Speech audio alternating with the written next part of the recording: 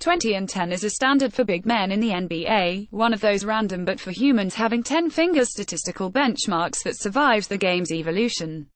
Every sport has those benchmarks: hitting .300, scoring 50 goals, rushing for 1,000 yards, even though they're easier to reach in some eras than others. But say 20 and 10 and you know what kind of player we're talking about.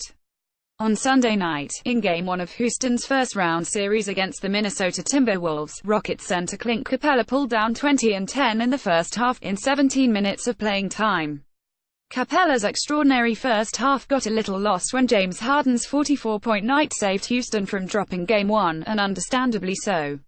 No other Rockets perimeter player shot better than 40% from the floor, and all non-Harden Rockets combined to go 3 for 25 from three-point range.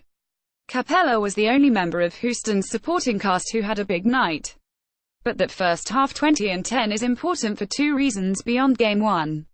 First, how Capela got there is evidence that helps an ideal center for the modern NBA, particularly on a small ball team like the Rockets.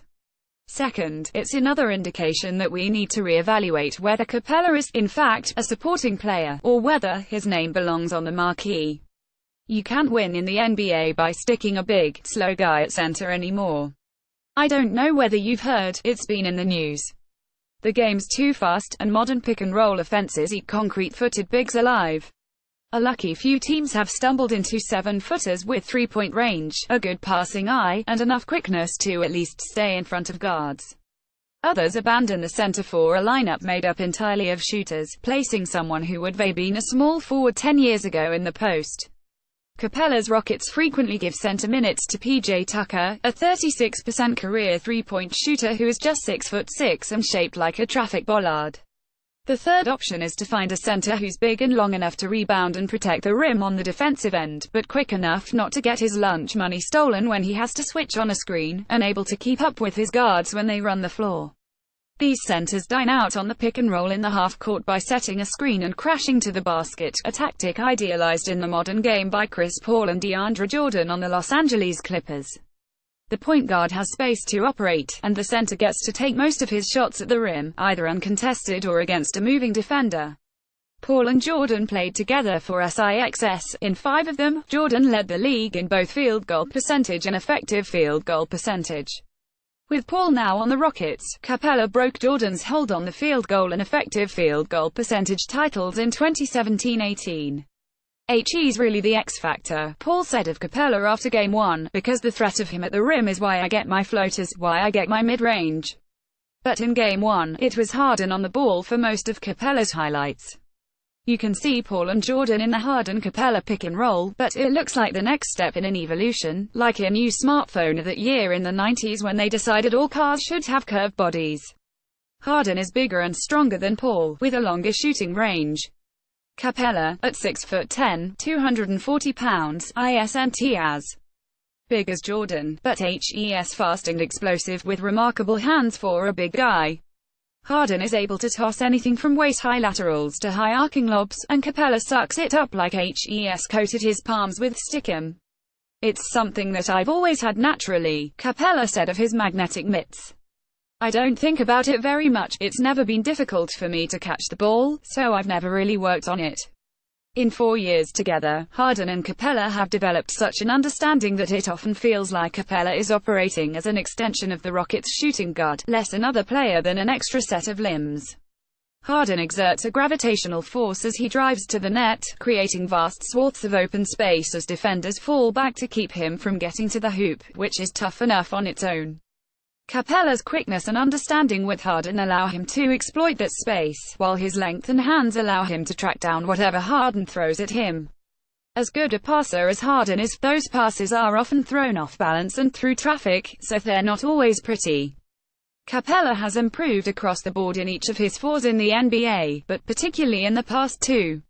When Mike D'Antoni took over as Rockets head coach, in 2016-17, Capela played 5 more minutes a game than in the previous, and he demolished his previous career highs in scoring and shooting percentage.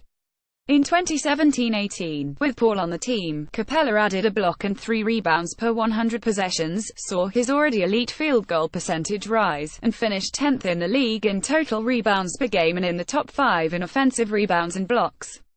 Capela sees his evolution as a matter of getting the opportunity. I don't think him doing that much different, Capela said. I've just been able to be more consistent, more aggressive, and they've pushed me to do that. But he has evolved. Capela joined the NBA in 2014, a draft year whose lottery was dominated by wings and forwards, while the Warriors were perfecting a brand of small ball that would win them the title that. The top center in the draft, Joel Embiid, went third overall to the Sixers, while Capela was one of a set of European projects, along with Jusuf Nurkic and Nikola Jokic, who fell outside the lottery. A few analysts, like ESPN's Kevin Pelton, looked at Capela's field goal percentage and block numbers and saw the potential for him to turn into exactly what he's become. So did the Rockets, who snapped Capela up with the 25th pick. The then 20-year-old spent most of his rookie year in what was then the D-League. He played just 90 NBA minutes and missed 19 of his 23 free throws. But over the past threes, Capela has made the most of his opportunities as the Rockets have gotten faster in competing bigs. Dwight Howard, Montrezl Harrell, and Nene have either left town or fallen into the background. The sky's the limit for Clint. It's been perfect, Paul said. It's unbelievable the way we get a chance to talk and communicate. I know sometimes he gets tired of hearing me and James telling him to set the screen this way or roll this way, but it's crazy. You'll know the record when we all play together, and he'll tell you, it's not because of me and James. In case you didn't know Houston's record when Capela, Paul, and Harden all play, it's 42-3 in the regular, and now 2-0 in the playoffs. Harden is the presumptive MVP and Houston's longtime franchise player, while Paul is bound for the Hall of Fame. Those two take up a lot of oxygen in the Houston basketball landscape, but Capela is closer to them in profile and importance than he is to the rotating cast of role players from which he emerged. He was sitting at the kids' table at the wedding for a long time, D'Antoni said after Game 1. Now he's giving toasts and stuff. He's up with the guys and they have confidence in him. He's matured a lot, especially in the eyes of the other players. Despite being the perfect big for Harden and Paul, Capela's game has limitations that will prevent him from reaching the superstar status Paul predicted for him. Capela's potential as a scorer is pretty much limited to dunks and layups. In 4 NBAs he's only attempted 3 desperation heaves from beyond the arc, and he's improved his free throw shooting to 56% which is damning with faint praise.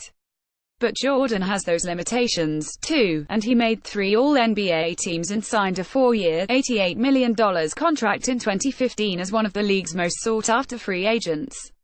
D'Antoni predicted a similar payday for Capela, joking that his 23-year-old center is underappreciated now, but that won't be the case when he hits restricted free agency this summer. Capela carries himself with such a happy-go-lucky attitude that it makes you wonder whether he doesn't realize his importance.